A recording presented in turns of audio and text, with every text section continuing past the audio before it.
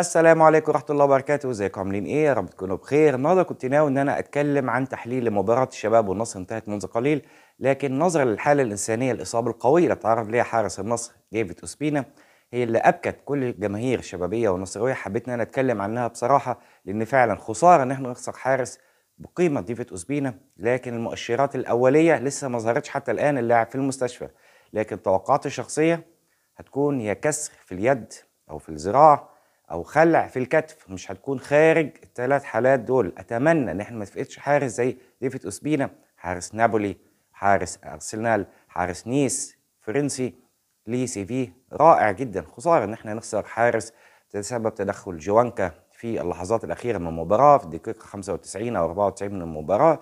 اصابه قويه استدعت ان هو التبديل في الحال ودخول الحارس البديل امين بخاري. للاسف الشديد النصر بدون اي حارس. لا نتكلم في مباراه النصر القادمه في فتره اصابه، هيبقى في فتره تاهيل لحارس ديفيد اوسبينا، هيكون البديل امين بخاري اللي طبعا اقل بكثير من امكانيات العملاق ديفيد اوسبينا. نتمنى له السلامه ويرجع باسرع وقت للملاعب، لان فعلا خساره نخسر حارس بقيمه اوسبينا. لو الحلقه دي عجبتكم انزل تحت اشترك في القناه. كان معكم شريف نزيه، سلام.